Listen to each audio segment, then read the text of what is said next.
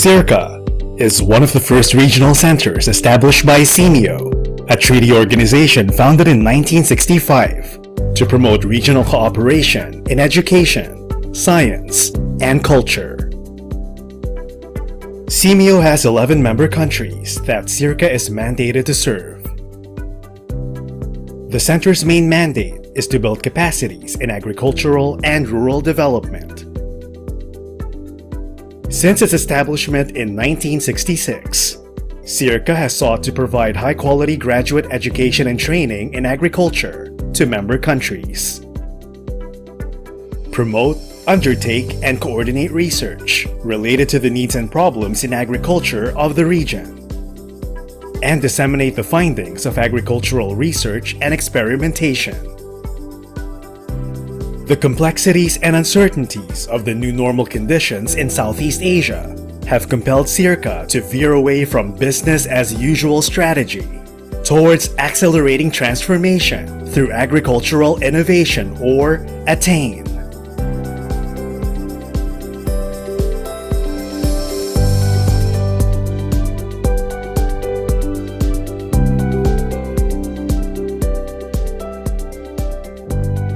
From 2020 to 2025, SEARCA will strive to be a leading enabler and champion of excellence in agricultural and rural development in Southeast Asia. Its mission is to elevate the quality of life of agricultural families through sustainable livelihoods and access to modern networks and innovative markets. SEARCA also commits to contribute and allocate resources towards the achievement of 5 SDGs. These priority goals directly align with the center's mandate and priorities, with emphasis on wider and meaningful partnerships. SEARCA also touches 3 other SDGs as it tries to achieve the 5 priority SDGs.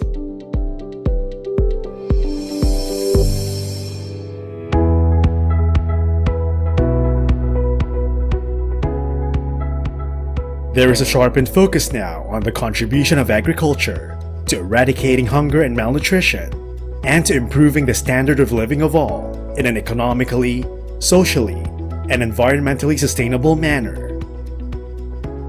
The center's direction and priorities in the next 5 years will address regional and national trends such as population growth, urban migration, and consumption behavior. To do all of this on one hand, SEARCA needs to organize its work around the evolving context of agriculture, rural development, and the state of farmers vis-a-vis global goals and priorities. On the other hand, SEARCA intends to transform farmers who believe that farming is limited to production into farmers who believe that farming is sustainable agribusiness.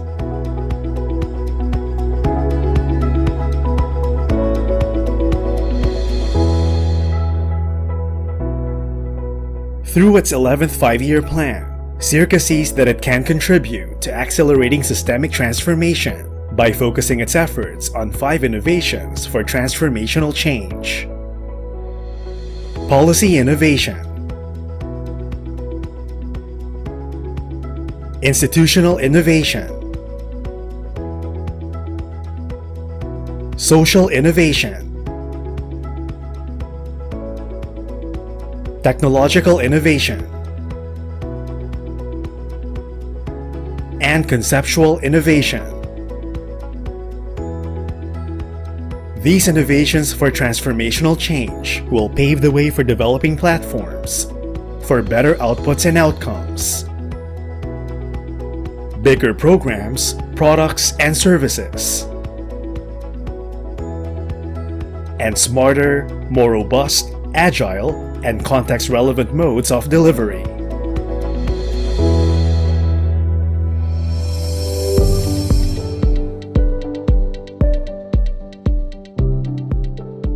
To deliver distinct sustainable impacts, SEARCA has narrowed its focus to 7 priority areas. Agribusiness models for increased productivity and income, sustainable farming systems and natural resource management, food and nutrition security, transformational leadership for ARD, gender and youth engagement in ARD, enhanced ARD towards climate resilience, and eco-health and One Health applications to ARD. All these changes and shifts are expected to produce 5 major outcomes. Stakeholders embodying mindset transitions, enabling policies and regulatory frameworks supporting ARD at the local, national, regional, and international levels. Wider access to innovative products and services, and business models for increased productivity and income. Increased levels of investment in the agricultural and rural sector. And food and nutrition security from a range of choices, ensuring well-being in an evolving lifestyle.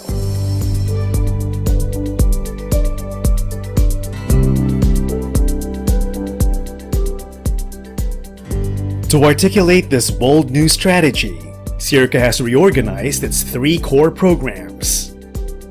Education and collective learning leads the development of a new breed of agriculture leaders and professionals, embodying mindset transitions. Research and thought leadership leads evidence-based ARD interventions towards policy and regulatory frameworks that support ARD. Emerging Innovation for Growth, a new program under SEARCA's 11th 5-year plan, leads in providing farmers wider access to innovative products and services, as well as business models for increased productivity and income. With all these in place, SEARCA is confident that it can strategically deliver better, bigger, and smarter outcomes and impacts for its stakeholders in the region it calls home.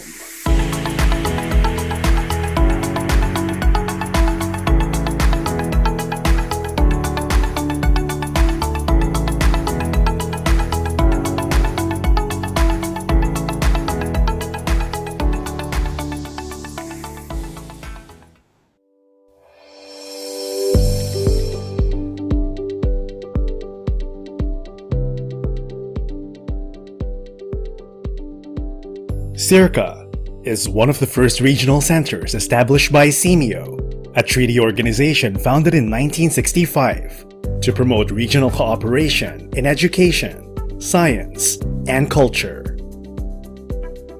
SEMEO has 11 member countries that SEARCA is mandated to serve. The center's main mandate is to build capacities in agricultural and rural development. Since its establishment in 1966, SEARCA has sought to provide high-quality graduate education and training in agriculture to member countries. Promote, undertake, and coordinate research related to the needs and problems in agriculture of the region. And disseminate the findings of agricultural research and experimentation. The complexities and uncertainties of the new normal conditions in Southeast Asia have compelled SEARCA to veer away from business-as-usual strategy towards accelerating transformation through agricultural innovation, or ATTAIN.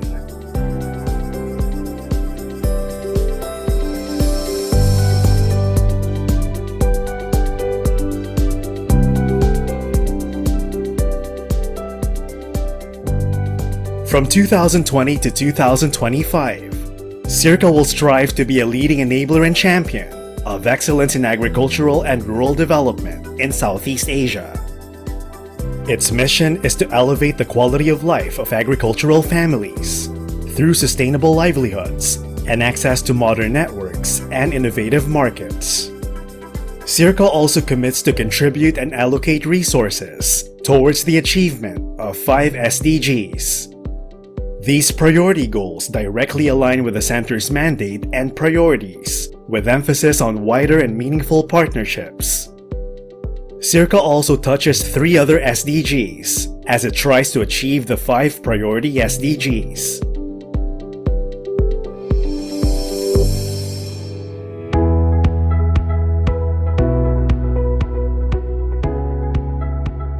There is a sharpened focus now on the contribution of agriculture to eradicating hunger and malnutrition, and to improving the standard of living of all in an economically, socially, and environmentally sustainable manner. The Center's direction and priorities in the next 5 years will address regional and national trends such as population growth, urban migration, and consumption behavior.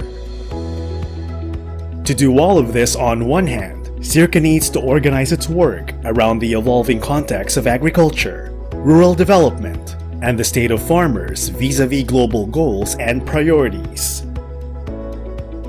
On the other hand, SEARCA intends to transform farmers who believe that farming is limited to production into farmers who believe that farming is sustainable agribusiness.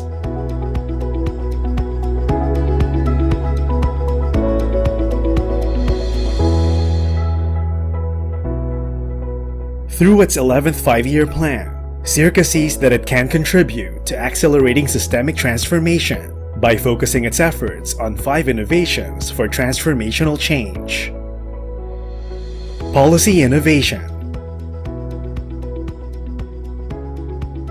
institutional innovation, social innovation, technological innovation, and conceptual innovation. These innovations for transformational change will pave the way for developing platforms for better outputs and outcomes, bigger programs, products, and services, and smarter, more robust, agile, and context-relevant modes of delivery.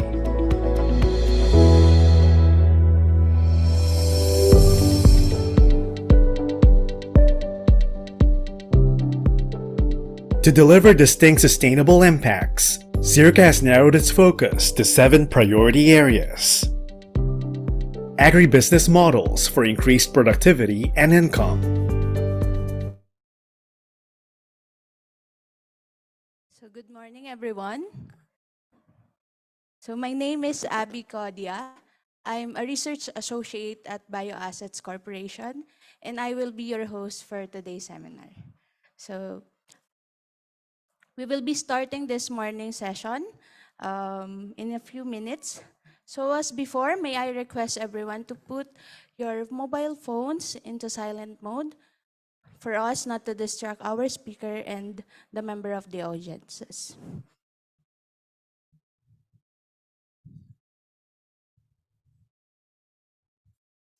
So welcome to the SEARCA Agriculture and Development Seminar Series. The SEARCA ADSS is meant to encourage the presentation and discussion of development and research issues, as well as their implications for agriculture and rural development and natural resources management. So we encourage everyone to engage in the open forum after our speaker's presentation. Okay? So today's seminar is a collaboration among Bioassets Corporation, the Philippine Council for Agriculture, Aquatic, and Natural Resources Research and Development, PICARD, and Southeast Asian Regional Center for Graduate Study and Research in Agriculture, or SEARCA. So to welcome us this morning, may I call on Associate Professor Joselito Florendo, Deputy Director for Administration of SEARCA.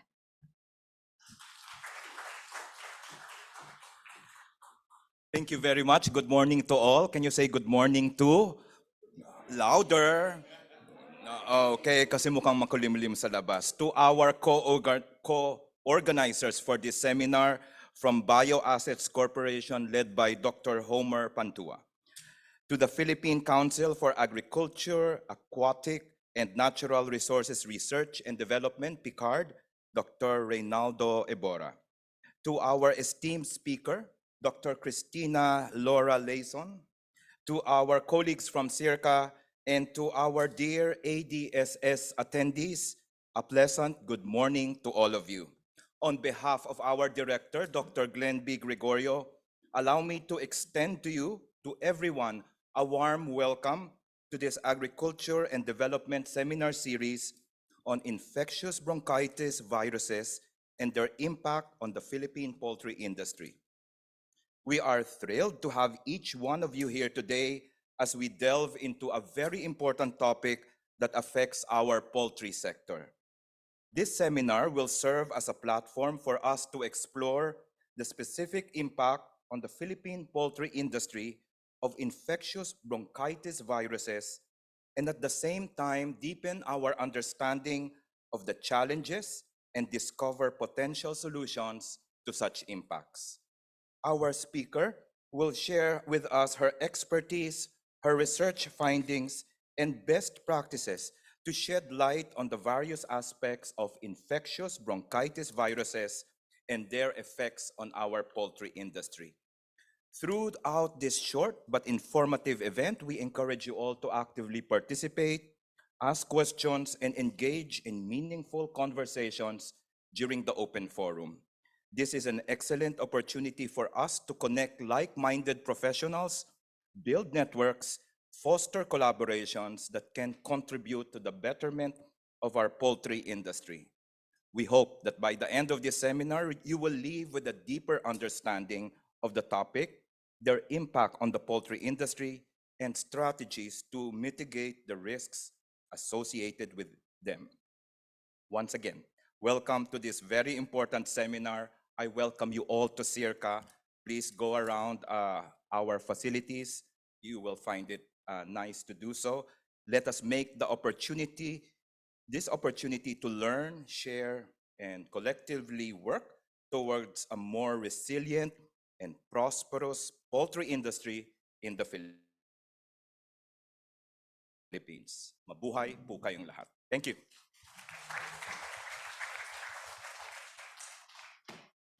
Thank you, Sir Joey, for that warm welcome. Now, may I please call on to introduce our speaker and also give us a short message from Bioassets Corporation, our president, Dr. Homer D. Pantua.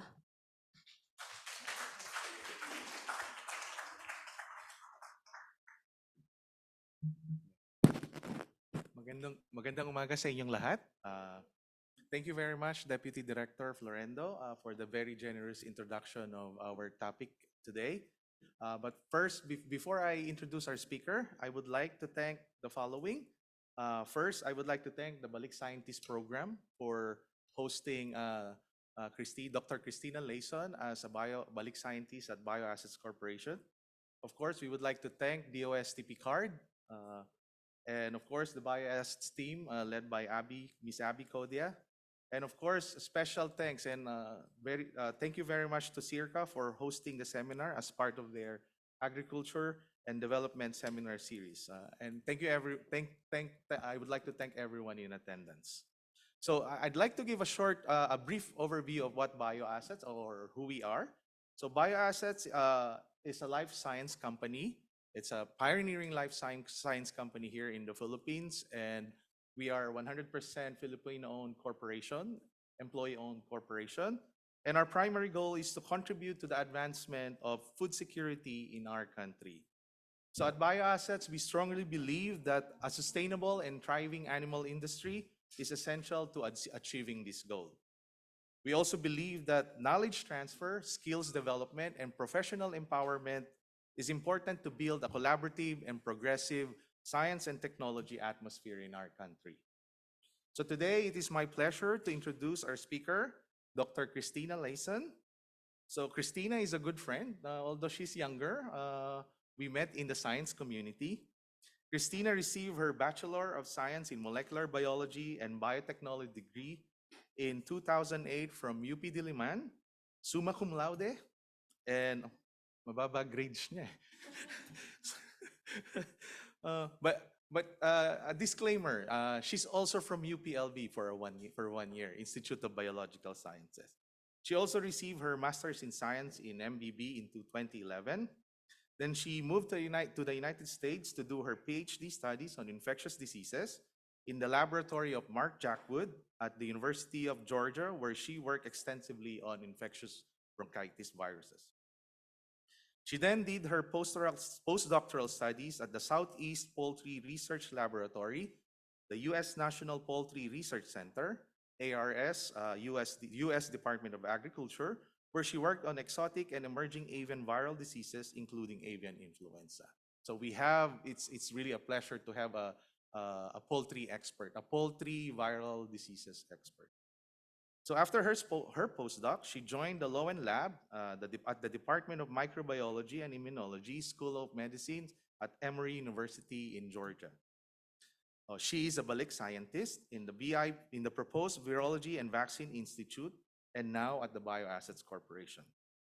She is also an active member of the American Society of Virology, also one of the first mentors of GradMap.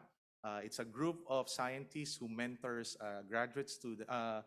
undergraduate students to help them find matching in graduate schools.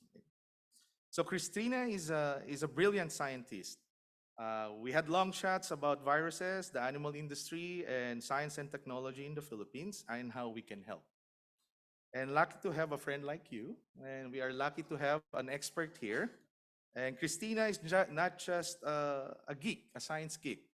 She is a good mentor. She is also an avid hiker. She is a UP mountaineer.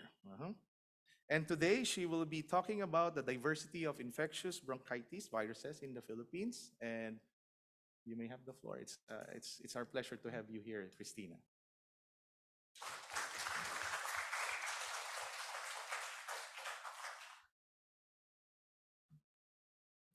Oh, thank you so much for that introduction. That was very, very kind. Thank you, Homer. That's so sweet. Thank you. Okay. Good morning, everyone. Just wanted to say thank you again for SEARCA for having us, and Deputy Director Florendo. Hi po, thank you for having us and arranging this for a relatively short time. Thank you for Bioassets for this collaboration, also this opportunity to talk to everyone here, and of course everyone in the audience. I hope thank you for taking time in your day. I know we're all busy, and I hope that I'll make it worth your while. So if there's any questions that you have, please feel free to raise your hands. I can see there's microphones on your table. It might be a question that someone else has, so it'd be good to clarify, or if you have anything you're curious about. So as mentioned by Homer, I'll be talking to you about infectious bronchitis virus. So this is the virus I worked with during my dissertation. And this virus is very diverse. And so we'll be diving into how diverse it is. All right. Hopefully the clicker will cooperate with us, so please bear with me. All right, so just a brief outline. We'll talk about infectious bronchitis virus, that's the disease and the virus. We'll be talking about three classifications that's often used for infectious bronchitis virus, and these we call serotypes, genotypes, and protective types, and we'll talk more about that in depth later. We'll also talk a lot about controlling IBV outbreaks, which we are very interested in, especially working in the poultry industry. And also, just an example is of all of this combined of a novel outbreak of infectious bronchitis virus is what's called the DMV 1649, which happened in the United States fairly recently. And then we'll wrap up with some of the take home and conclusions. Okay, so the infectious bronchitis is a very important disease in poultry. It is spread worldwide. I don't think there's any place in the planet that does not have infectious bronchitis. It is it's an economically important disease, and it results in poor growth performance, poor egg production, and in some cases, erysaculitis, which is a secondary infection within the body cavity.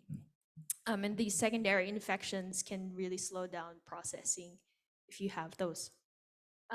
This virus can also be found not just in chickens, but in also other gallinaceous species, including turkeys, quail, I think is an important one for the Philippines, and also other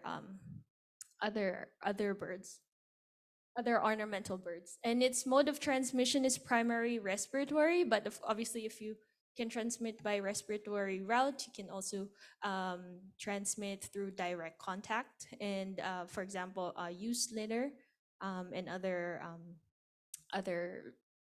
other organic material. And this virus is what's called epitheliotropic. You can say that, try to say that 3 times, epitheliotropic, which means that it infects the epithelia of many, primarily the respiratory tract in the trachea, and in the kidneys in some cases, and in the oviduct, and that's how it affects egg production. Okay, so here's just some nice histopathology with the trachea. So these are all tracheas. On your right is so if you take the trachea and you slice it, and this is what we do when we do functional studies. We do what's called ciliustasis scoring, and this trachea is pretty much gone. There's no beating trachea. So a normal trachea will have cilia beating very fast. It's actually very pretty.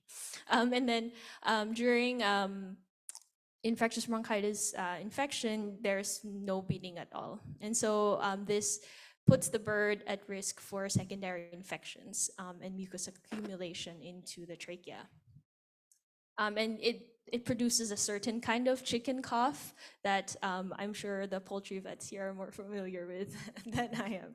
All right, and then you can also see here in the panel on the left is a challenge study that they did.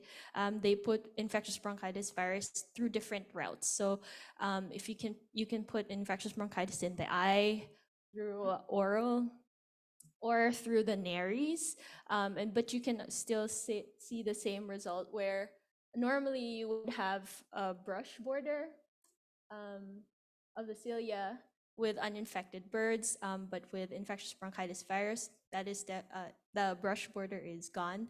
You can get hemorrhage in case of the respiratory challenge, and also infiltration of lymphocytic cells.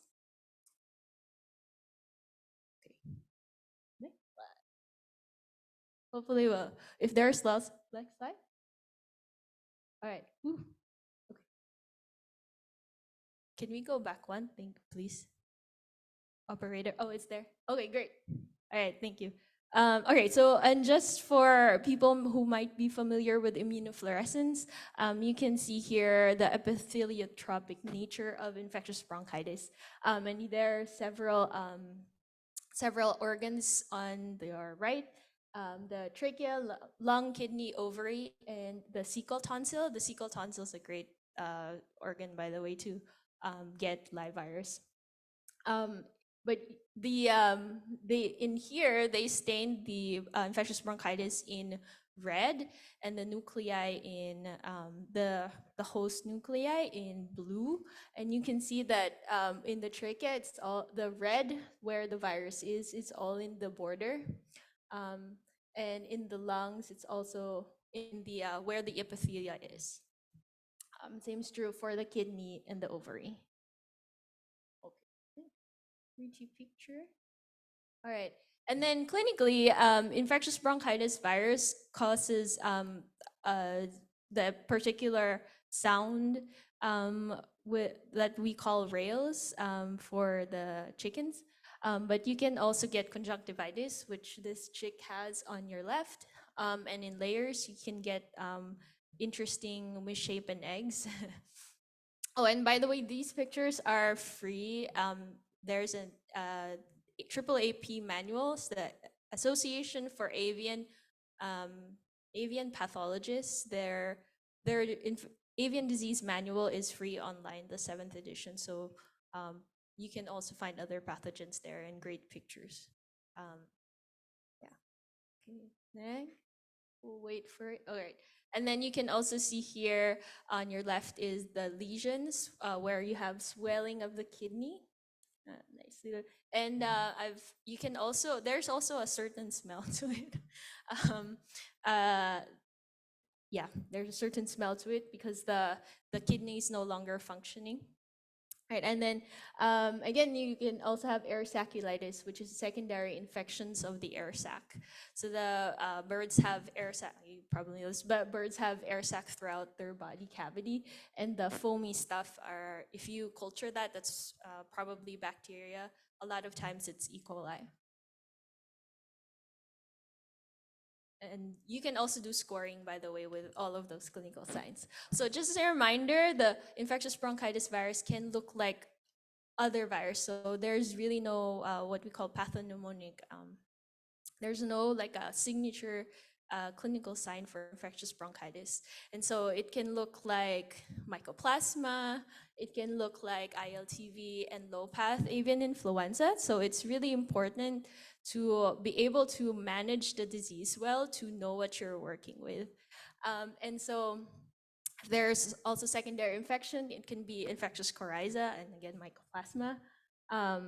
And if it's nephropathogenic, if the infectious bronchitis variant that you have affects the kidneys, it can look like bursa disease or either other mycotoxins. So again, it's really important to do the work to be able to rule out the possibility and intervene correctly or appropriately. Okay. All right.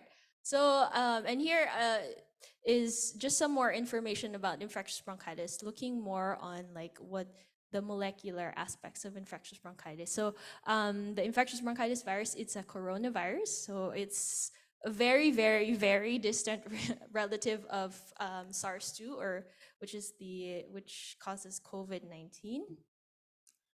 It is a positive sense viral RNA virus. And officially, its name is actually avian coronaviruses, along with other viruses that affect turkeys, pheasants, quail. So they decided to put them all together. And that's because there has been instances where you can have recombination. We'll talk about that later. But these viruses can also play, the turkey viruses, for example, has played a role in the spread of like enteric infectious bronchitis virus in the United States. And like all other coronaviruses and also other RNA viruses, IBV is very, very diverse.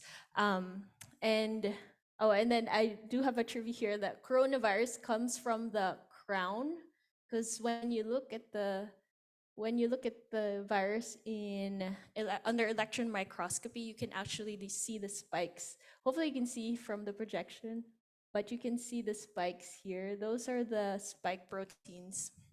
That's why they're called coronaviruses, for the crown of spikes that's on the particles. All right. So yeah, and so here's where you can see the relationship of IBV to other coronaviruses. SARS is here. So there are alpha, beta, and gamma coronaviruses. So it's a very distant relative of SARS-CoV-2.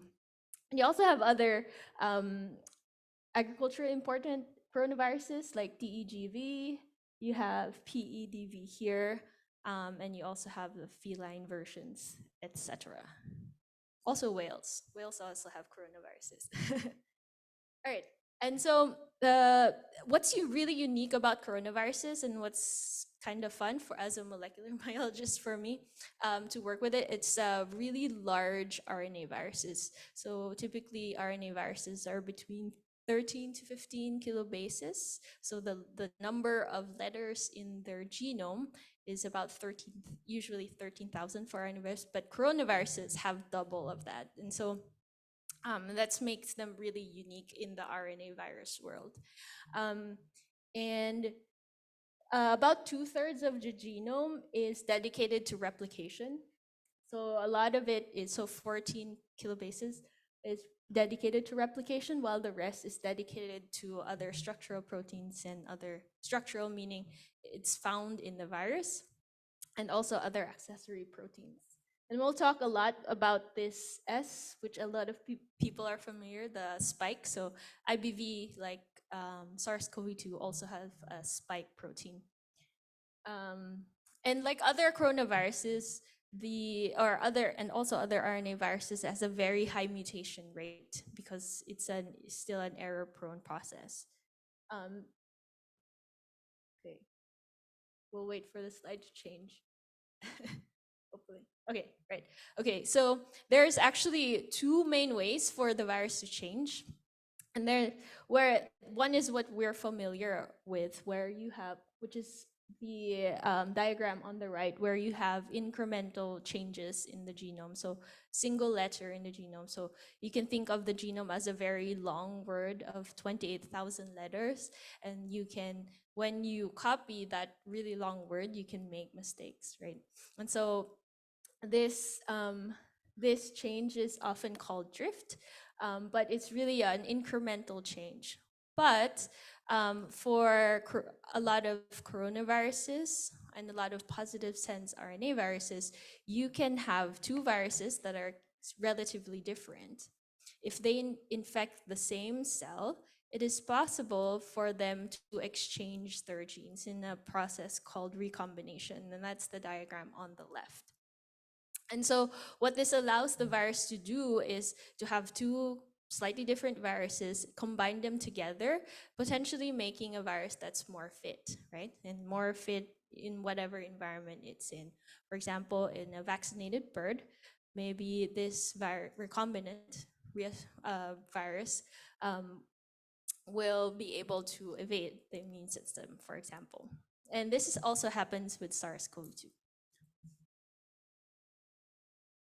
And so, all right, so now let's go to how do we distinguish this many different types of infectious bronchitis virus? And there's actually three main ways. The first one is the classic way, I would say, is the serotype, just based off of antibody. The second is the more molecular biology way, is the genotype. And then the third one is actually interesting and maybe a more new concept, but this is based on protection. So cross protection. We'll talk more about that in the next few slides. All right. So the spike protein is actually really important in this whole story. And that's because the spike protein, as we mentioned earlier, it's the crown, right? The proteins that are sticking out of the virus. And so this protein is what the immune system sees when it sees the virus. And this protein is actually relatively large, a lot larger than typical RNA viruses, maybe double the size. And then the spike protein is, as you also know, probably already know, it's responsible for binding of the virus to the cells. And so it performs a lot of important functions for the virus. And again, like other coronaviruses, this spike is very, very diverse. And we'll talk more about that later. Oops. Okay, so what are serotypes? So a serotype is a group of viruses that are antigenically distinct with each other.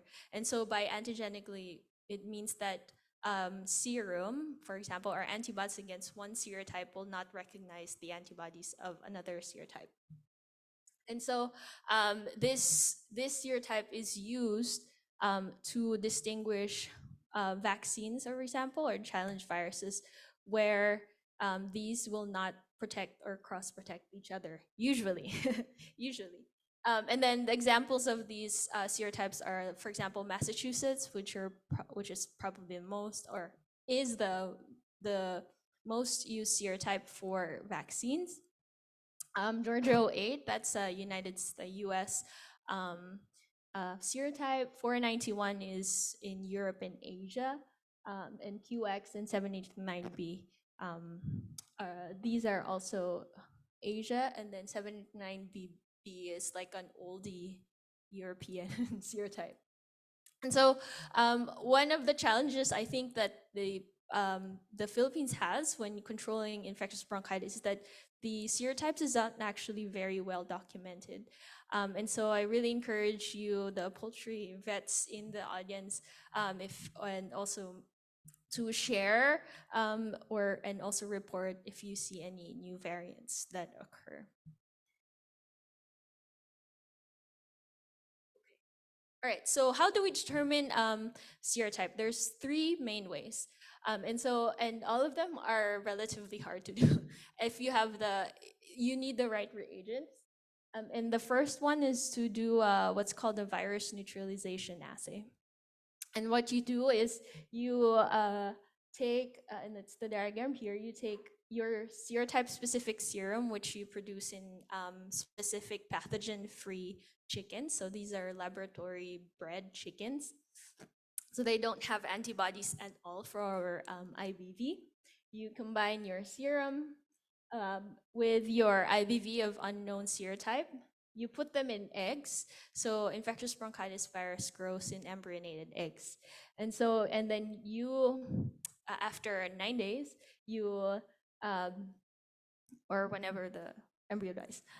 But when you when you open up the chicks, you can we usually do it visually. It's very the infectious bronchitis infections in embryonated embryos is very you can always tell if the chick is curled up like this, it's IBV infected.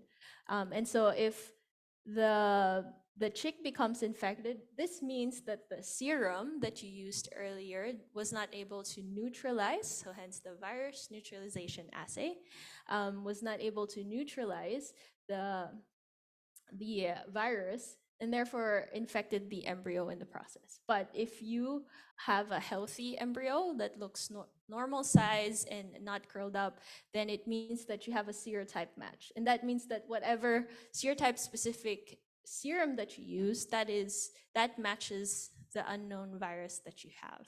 So you can imagine here, you need to have SPF eggs, you need to have SPF chickens to make the serum, but it's a relatively easy assay to do if you have everything, if you have all the reagents.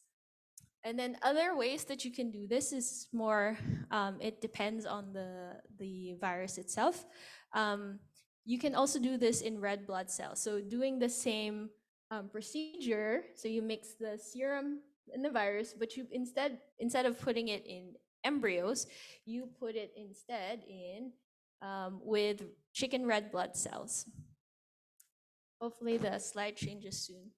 All right, there we go.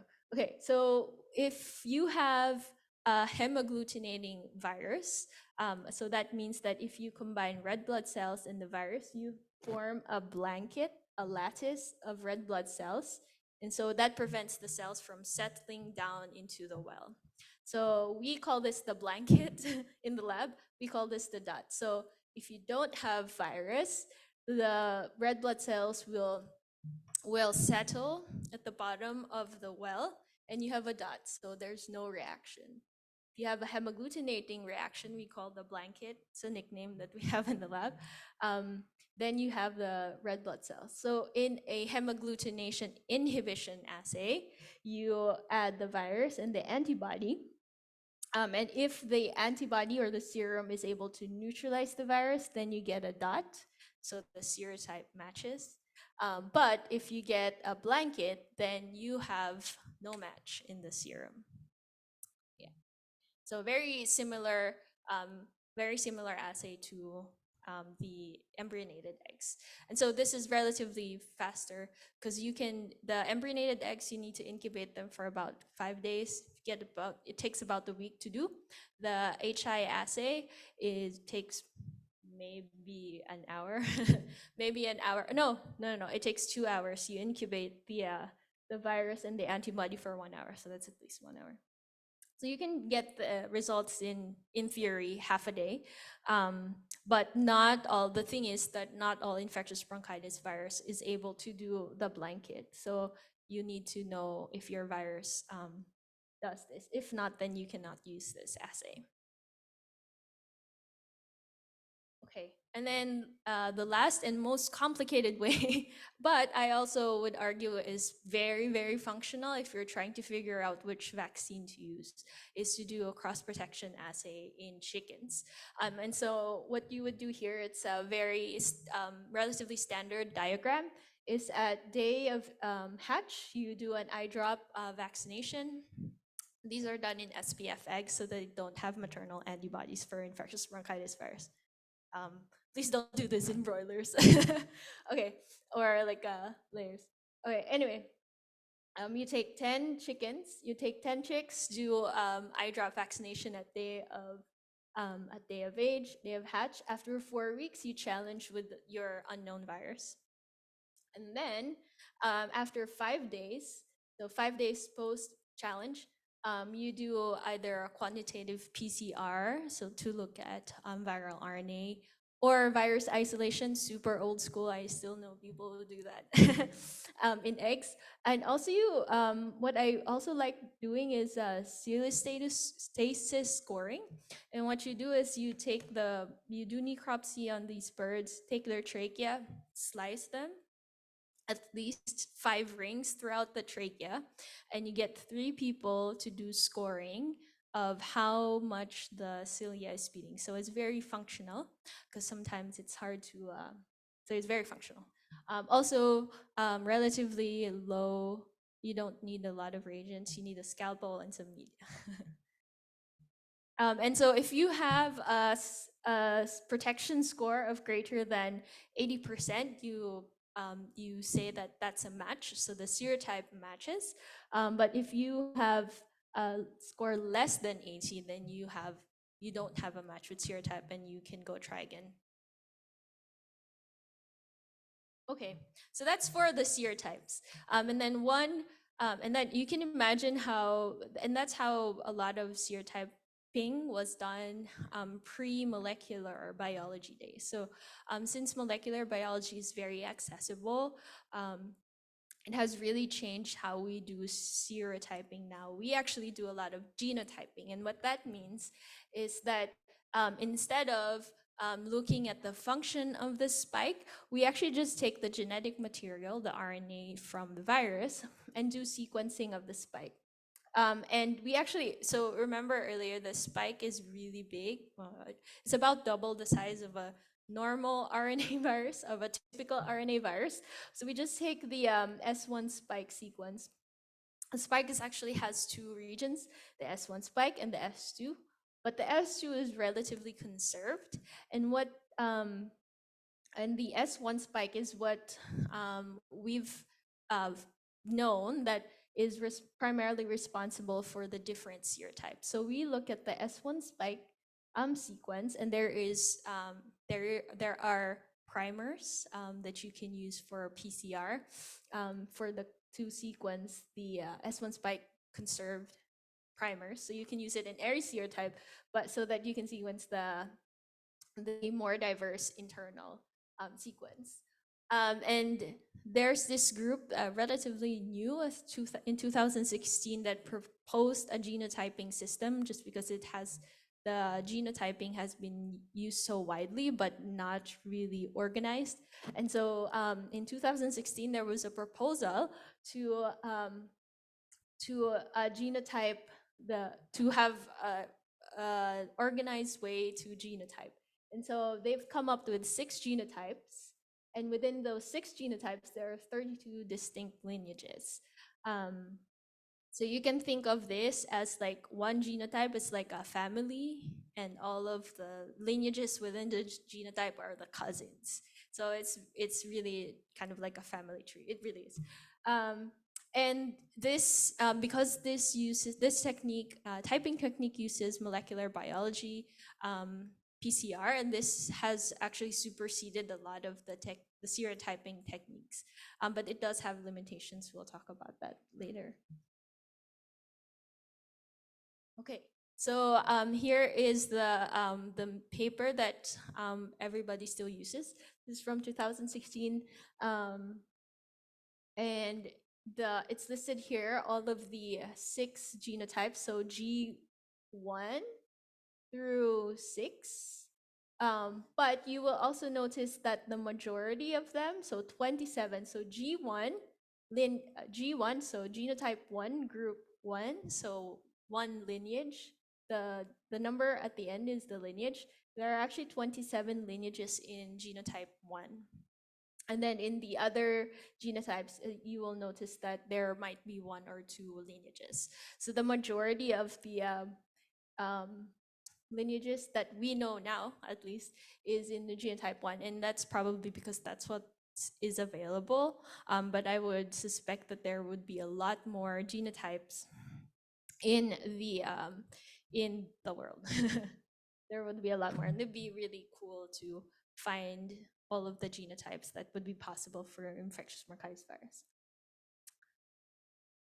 Okay, so how are these genotypes distributed around the world? Where, like I mentioned earlier, IBV is distributed all over. And I could not, I'm sorry about the blurry pictures, but I could not get a clearer one. And here is distribution with the different infectious bronchitis virus, the more common serotypes or genotypes. And you can see here that pretty much every country, so genotypes are present everywhere, right? IVB is present anywhere, and actually multiple genotypes are usually present at any given time. And that's what really makes IBV a persistent pathogen anywhere, anytime around the world. And also, you will notice here the dots in yellow represent the local variants. Pretty much every region, you notice no dots on Philippines, guys. Okay. So pretty much every region has their own flavor of infectious bronchitis virus, and it's really one of the main challenges in controlling IBV. Also, what my advisor would tell me, it's job security for virologists like me. We always have something to work with. Okay, so I really encourage you, if you have the resources to do serotyping, please do and report it. That would be very useful for everyone. Okay, so why do we care a lot about the spike protein sequence? And what we've known is that the identity or the similarity between two different spikes is actually very much correlated with protection. So, and here's a plot of a lot of protection studies that people have done, and at the x-axis is the degree of similarity between the two S1 spikes of the two viruses that they used.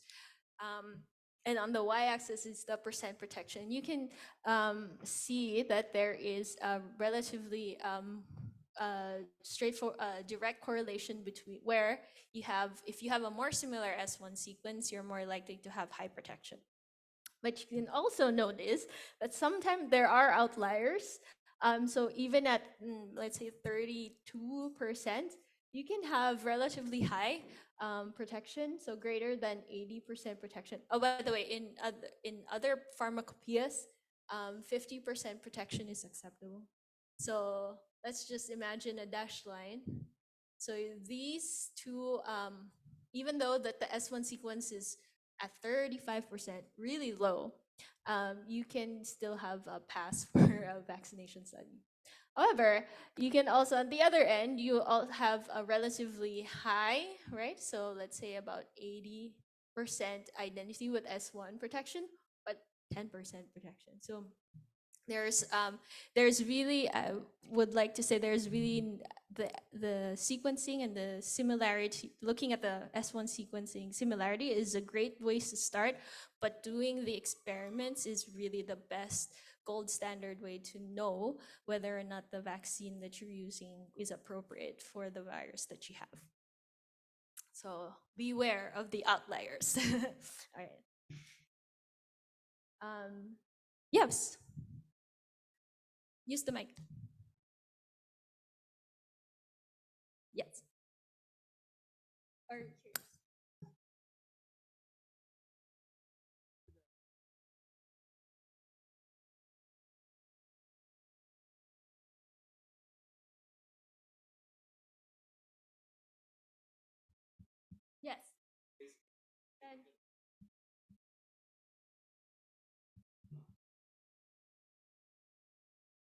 still see a very wonder.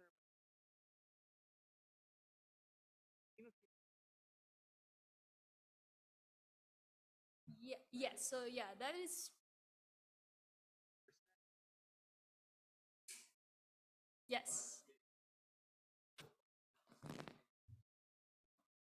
similar. Yes, yes.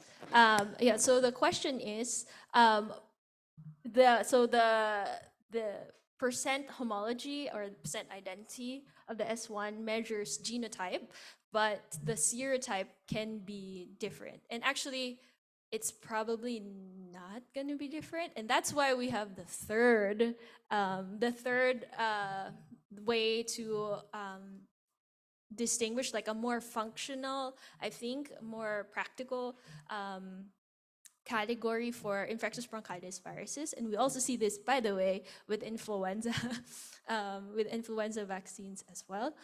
Sometimes the serotype and the genotype match, very bad protection in birds, but sometimes there's a mismatch with serotype and genotype, but the protection is great in birds, and there's really no substitute for a bird experiment, in my opinion. And I think the next slide is an example of why.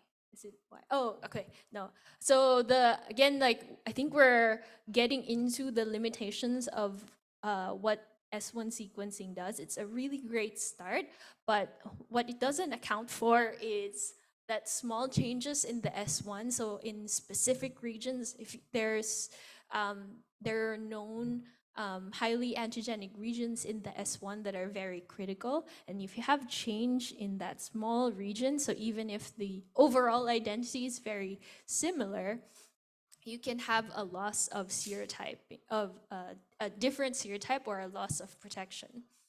Also, if you remember earlier, the S1 spike is a tiny, tiny bit in a really big RNA virus. And we know from pathogenicity studies that this spike contributes a lot to pathogenicity, but not all. So there are other proteins that are important. And if you have changes in those other proteins that are important for protection or pathogenicity, you won't be able to see it in just the small part of, so just the first half of the S1 spike, right? Yes. And also a lot of the, like I mentioned earlier, the S1 spike is about 1,700, so 1,700 letters. That's kind of big. And so a lot of partial sequences occur. And so if you just serotype according to a small part, not taking into account in the other regions, then you can also have mismatches from that. And that might be a limitation of the sample, maybe the technique, or maybe the cost. You just don't want to pursue it further. Yeah, I think the next slide goes to more into just again that the small changes can really affect the serotyping. And this is a relatively old experiment, but very much relevant.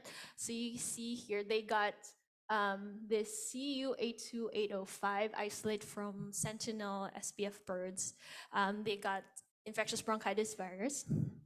And even though the similarity between the DE7072 is a vaccine, so this is a vaccine, it's about 96% similar. However, if you get the serum made with D72, it's able to neutralize the new isolate, the new serotype, CU8285. But if you get the serum from these, it's able to neutralize the E72, right? But if you get the, sorry, excuse me, let me go back. So if you have the DE072 serum, it's able to neutralize, of course, the DE072, because that's what you raised the serum for, but it's no longer able to neutralize the new virus, even though it's 96%. So this is one of the outliers that you can see here. And this, I would suspect that this is a vaccine escape variant. So they vaccinate the birds with the 072. You use it for a while, it stops working, and that's probably the virus that what's come out. All right. And so last but not least, so this is what goes into I think the more functional, it's a relatively new-ish new concept. But this idea that infectious bronchitis viruses can also be classified according to the protected type. So, and I guess the challenge here is you do have to do bird studies to be able to determine this. And so this protected type can be one serotype, one virus against the other, but it can also be a combination of serotypes. So in this case, they looked at, so no vaccine is a control. H120 is a Massachusetts type vaccine. They do H120 and MA5. Oh, MA5 is another Massachusetts. So one Massachusetts, two Massachusetts, and then they do the last one, which is a Massachusetts and a 491, a different serotype vaccine. And then they do ciliastasis scoring, looking at the trachea. And then what you see here is that if you just use one Massachusetts or two Massachusetts, you get a very similar ciliastasis score. But if you use Massachusetts and another serotype, 491, you get a pretty significant decrease in the ciliastasis score. So showing you that the protection offered by this combination of vaccines is, even though this Italy 2149 is very distinct from both the Massachusetts and the 491, if you combine two different serotypes together, you can get protection against a different serotype. And some work better than others. And so you really have to do this empirically. I think the challenge for us as scientists is to really understand this. It's super empirical determination, and we don't really understand what the mechanism is. And if we do, then we can predict protected types much better if we understand the mechanism. Project for later. All right, and so in this last part, I just wanted to briefly go over ways that we control IBV, right? And so there's, in any virus, you have three options. It's biosecurity, surveillance, and vaccination. And in the case of infectious bronchitis for IBV, you can either have live attenuated or inactivated vaccines. And the diagram on your right here is just, I really like this concept called the Swiss cheese model. And it just says that every intervention, so biosecurity is great, but it has limitations. Surveillance is great, also has limitations, and so does vaccines. But if we put them all together, we can make a cheese that doesn't have any holes in it. So, and that's really goes into disease management is a very holistic endeavor. And so vaccines is not the only way that you can do. You can also do, it's also important, equally important to do surveillance. Without surveillance, you can't do informed vaccine program design. And without biosecurity, then and good management, there's really no substitute for that. And so in our diagnostic toolkit, I think you already have a pretty good idea of what diagnostic tests that you can run. But there are the classical ways, so using isolation and characterization, so growing up virus in eggs. Also, you can also grow them in chickens. And you can also do molecular based and serotype-based assays. Okay, and so for virus isolation, again, that's growing up viruses in eggs. And this is really where you can start to, once you have a virus stock of relevant virus that you have, you can really do a lot of the characterizations with a lot more material. But it does cost money, and you do have to have resources to do this kind of work. And then in the nucleic acid methods, which is a lot more common, this can detect, like I mentioned earlier, viable and non-viable, really important. So just because you see viral RNA doesn't mean you have viable virus. Very important. But it's also relatively cheap, relatively fast, and it's really used pretty standard, at least in the US. And so for the nucleic acid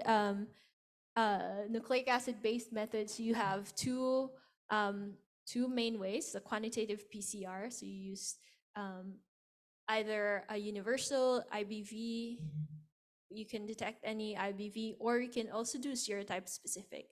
That could be really useful if you want rapid serotyping. And then sequencing is a lot more expensive, but it takes more time, but it gives you a lot more information. Okay, next. Yes. Okay, and then last but not least, the serological methods, kind of more classical. You do need to have reagents on hand, but it's also a bit more closer to the functional side. So if you're unable to do bird studies, the serological using serum and antibodies would be a really good substitute for that. And then so like whenever I do this talk, I always present this image. This was in my dissertation.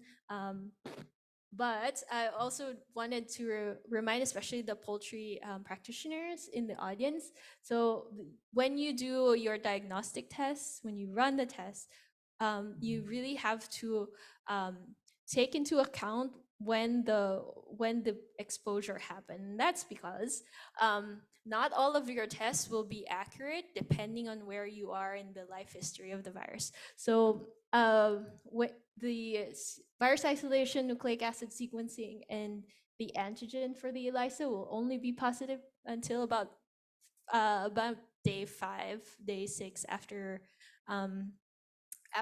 infection. But the clinical signs will be a bit shifted one day over. So you can get clinical signs up to day 8. So maybe if you're here, you're on qPCR, oh no, they have clinical signs, but it's negative. It might still be possible that they were infected with IBV. It's just because you're kind of far out from the point of infection. And then if you are going to do serotyping using the ELISAs for antibodies, not the antigen of the virus, then that's at least 2 weeks out of infection. So I just wanted you to keep this in mind. And if a visual graph is not very useful for you, maybe a table would be in the next slide. Yeah, so here's just a nice table. We're not going to go through it, but I believe the slides will be given to the audience. I'm not sure. Yes. Okay, so I think this is a really great kind of tool that you can use in the field.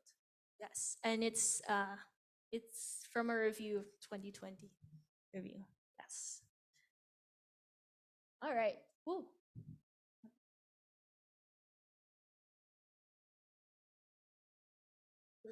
Ay, pabalik. One more time. Okay. And elevator music. Okay. Or I can send this to you.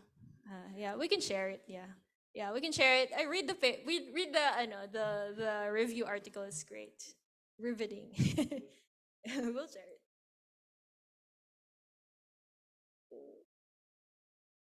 Okay. I'm sorry. All right. Yes. Okay. So the next part of this talk is really going into story. So it's story time. So this is the story of DMV 1639. And so this virus has been doing its rounds, and it was first isolated in 2011. So in 2011, so DMV means Delmarva Peninsula, which is the Delmarva region in the US in the Northeast, where there's a lot of poultry. In this outbreak, DMV 1639, so same genotype, so they do sequencing, they called it DMV 1639. This virus was a nephropathogenic virus, so it caused kidney lesions here, similar to this. And so they did the pathogenesis study. So they saw this in the field. They brought the virus, did the isolation, infected naive birds, so SPF birds, lab birds, and they did see the same disease. So this is a true nephropathogenic. So they confirmed, yes, this virus is nephropathogenic. And what they noticed is that this virus is actually related to a strain in Pennsylvania from the 1990s. So we don't know how it reemerged, but this is very common with bronchitis serotypes. Some of them come, some of them go, and that makes it exciting, I guess. Okay, next. And then in 2016, I think it's 2016. Yeah, in 2016 in Canada, this same DMV 1639, same genotype, so they did sequencing.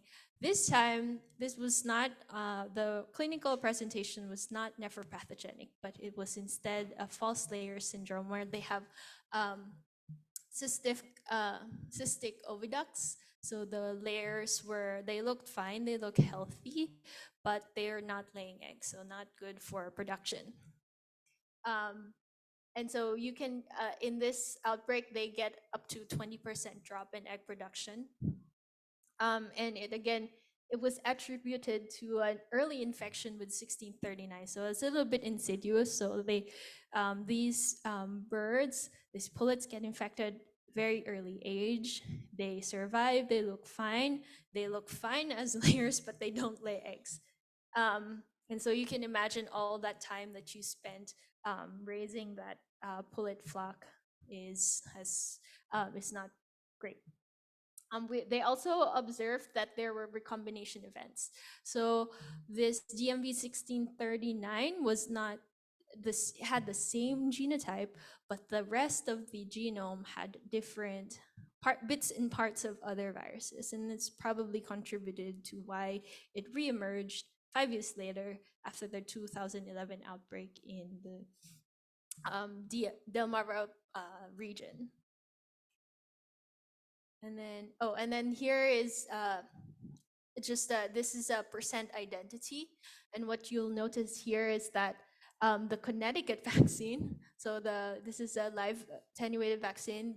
There is a region in DMV 1639 where it's 99%. So actually, the vaccines contributed to the bits and pieces that was in this virulent pathogenic DMV 1639 virus that caused false layer syndrome. Okay, and then if you have any questions, please feel free to ask. And then here's just an experiment where they actually showed that early infection did cause these cystic oviducts. So if you infect, so M41 is a nephropathogenic Massachusetts type virulent virus. If you infect at 3, especially at the early ages, at 3 days of age, after a few weeks, you get 14% with the M41 and almost 25% with cystic oviducts when you do necropsy in the birds. Yes, it's just not great. Okay, and then so that's the 2000, that was in Canada, 2016, 2017, and then in 2019 in the US, this same DMV 1649, same genotype, it actually presented itself as a respiratory virus this time, so the classic infectious bronchitis virus. In broilers and broiler breeders, they looked at it may or may not affect egg production. So it became a never pathogenic virus. Every 5 years it just changes its disease presentation. So it's really important to to stay on top of that. They didn't see any kidney lesions, so what they did saw is a lot of erisaculitis, and um, uh, this is in the poultry processing plant. This is not great because it slows down your um, processing. And what they found was, so instead of making a DMV 1639 very specific vaccine, they tried the protected type approach. And what they found was a Massachusetts type and a Georgia 08 vaccine combination was able to produce the best cross protection. And as far as I understand, the outbreak stopped in 2020, so it was on 2021, so it was under controlled in that year, using this approach, the protected type to serotype vaccine approach. And so just to wrap everything up, I hope I've showed you that IBV is a very diverse pathogen. And we can look at this diversity in three ways, either as serotypes, genotypes, or protected types. And also, it's important that IBV is also diverse in its clinical presentation. It can change over time. And that's why it's always important to be vigilant and always do the legwork so that we can really manage this disease. And with that, thank you so much for your attention, and QR code for the feedback. Here it is on the screen. Thank you so much. Does,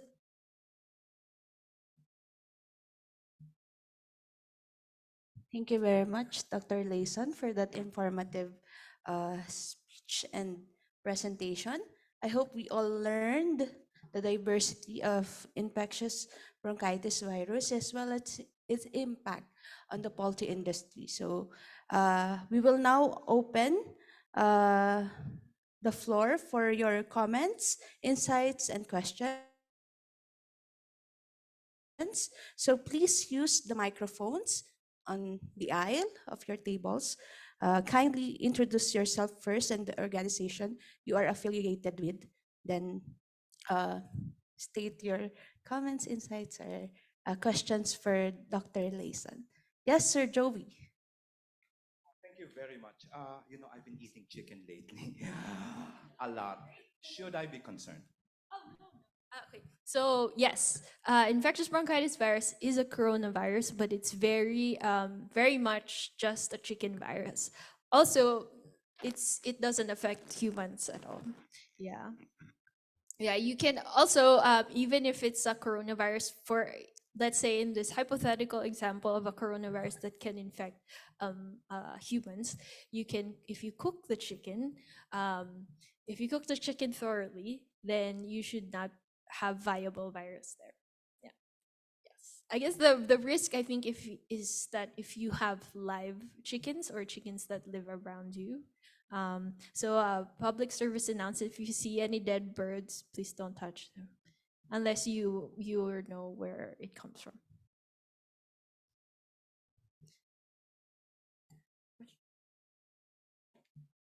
Any more questions?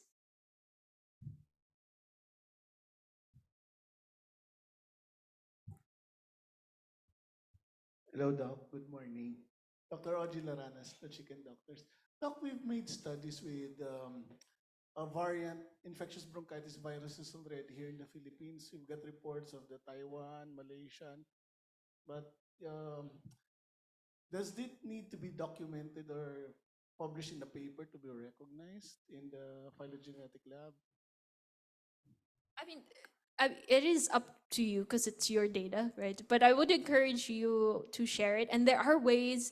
Guess I do understand the reservation for growers to publish like, hey, we have a disease outbreak. It's not really the best, but there are ways to do it. For example, the Georgia Poultry Lab, which does all of the testing for the Northeast region, they publish an annual report, and they anonymize the data, so you don't see any identifiers.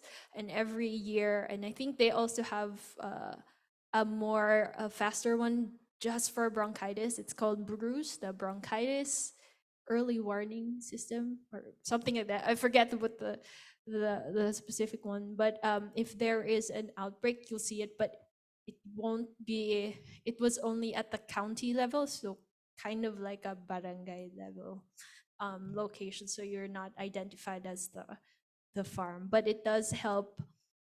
It's very helpful to know even what vaccines your neighbors are using, because these vaccines are live vaccines, so they are able to replicate, and if you don't apply the vaccines correctly, it's possible for the vaccine to linger around. And so, like, for example, with the DMV 1639 story, part of the newer versions of that virus had live vaccine genes in the genome. So we need to, if you are if you can get organized with sharing information in that way without identifying the specific farms, I think that would be very helpful for everyone.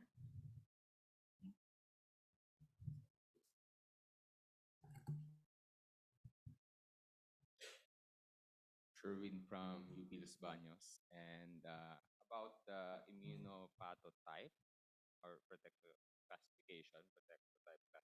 Have you tried OviDoc samples instead of trachea? To get the virus. No, the classification, because you mentioned earlier when you do immunotype classification, you use trachea, right?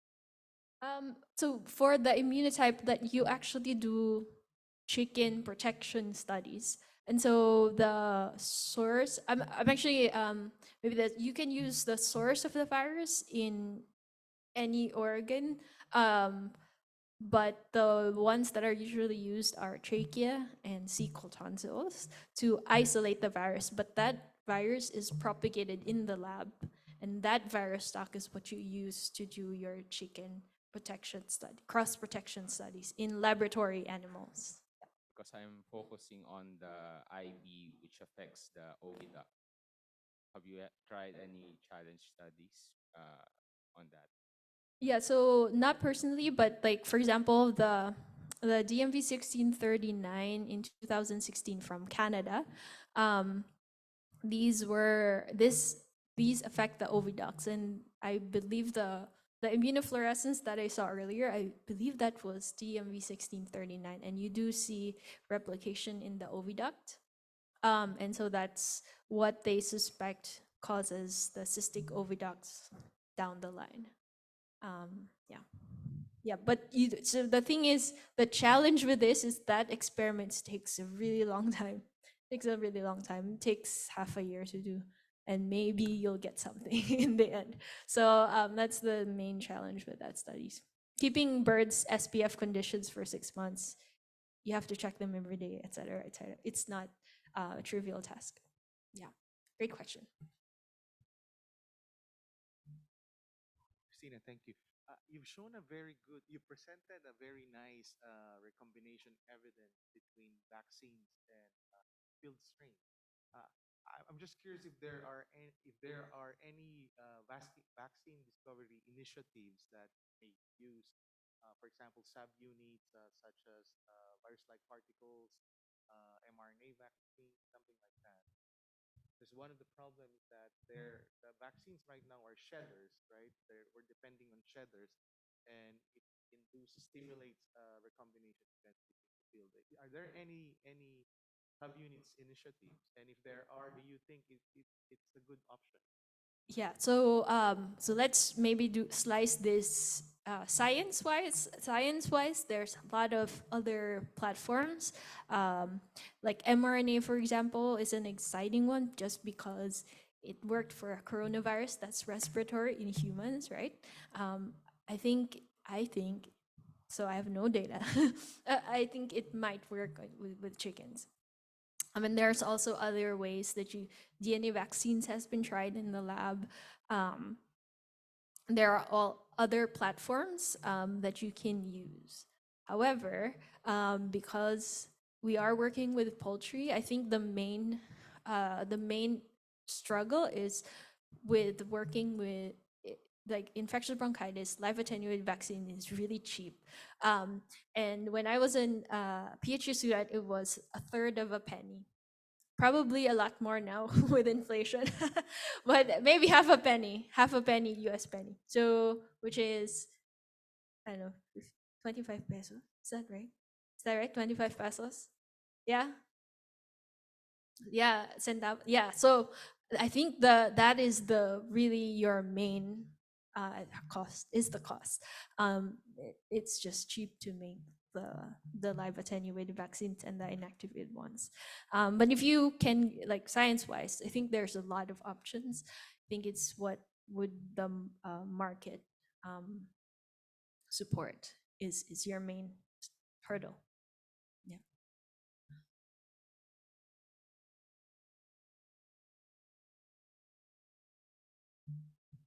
Any more questions?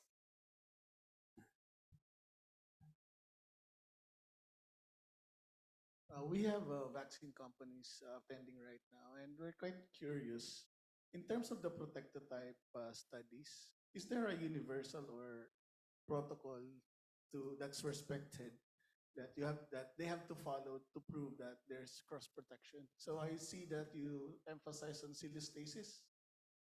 Yes, because that is the most stringent. So in the and it really depends on the pharmacopoeia of where you're trying to license the vaccines.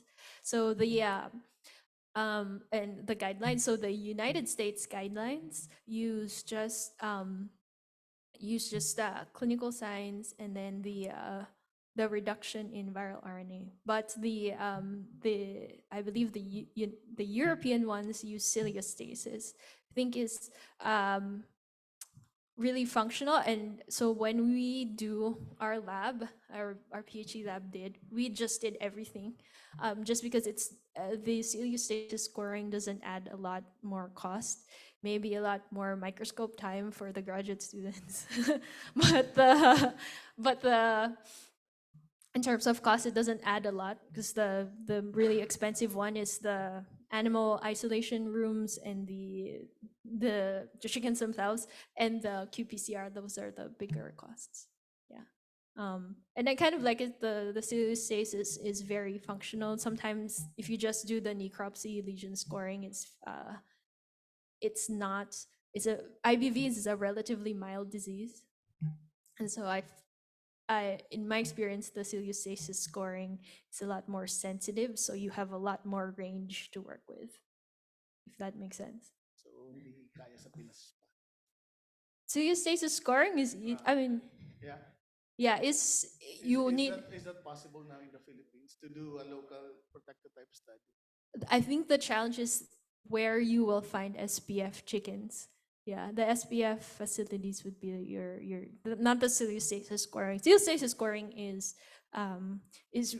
admittedly subjective, but you do yeah, it really is. But if you have trained people to do it, they can do it accurately.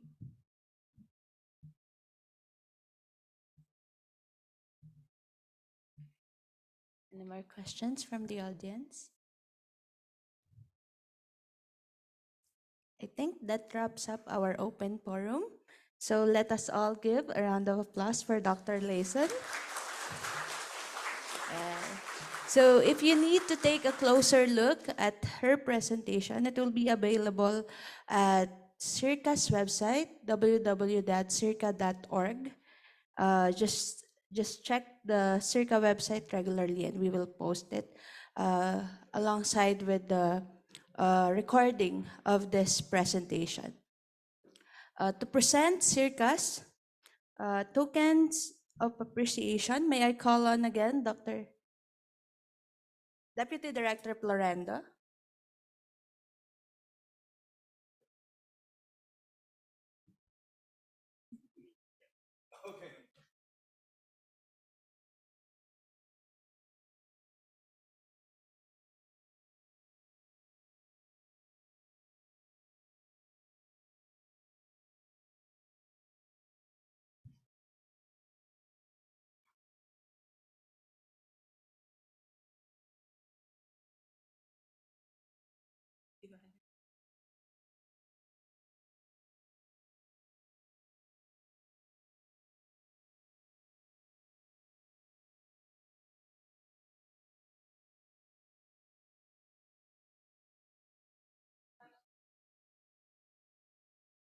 For all the members of the audience, kindly go stand up.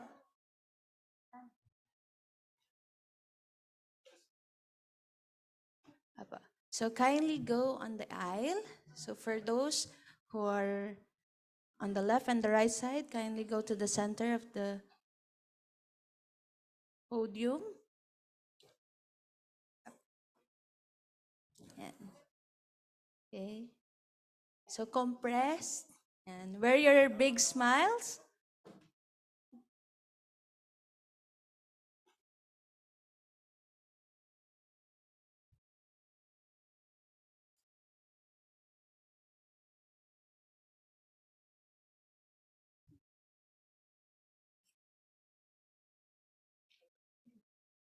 Okay. Aba.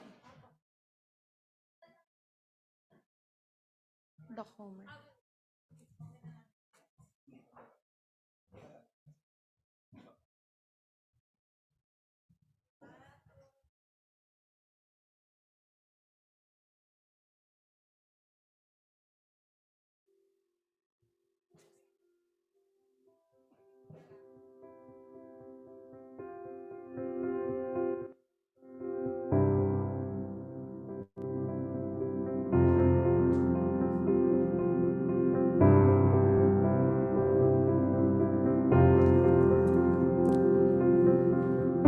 Once again, we would like to thank Dr. Leyson for sharing with us that very interesting educational presentation on infectious bronchitis and its impact on the Philippine poultry industry.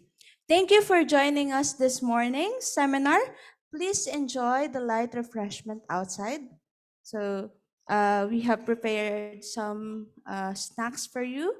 And also, you can take this time as an opportunity to talk with one another and have some time to interact with our dear speaker for this morning. Meanwhile, please check the SEARCA website and the LED board outside for future announcements of the next ADSS presentations. And to get please um, to get updates on programs and activities of SEARCA, Bioassets, PicaArt, you may visit their respective website and Facebook pages. Also, if you wish to have e-certificate, kindly accomplish the feedback form, the QR code earlier, and flash on the screen. So we will flash it again on the screen if you wish to have your e-certificates. Then thank you very much for participating in today's ADSS. We hope to see you next time.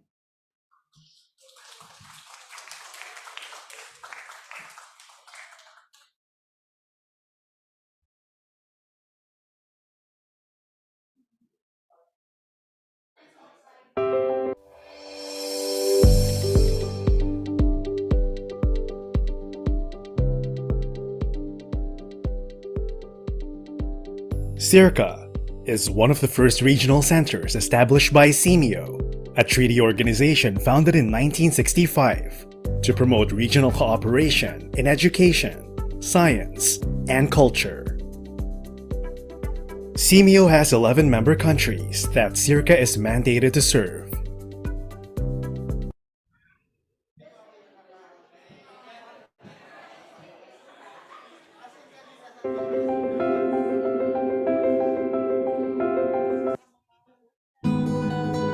For your e-certificates, kindly scan the QR in the screen.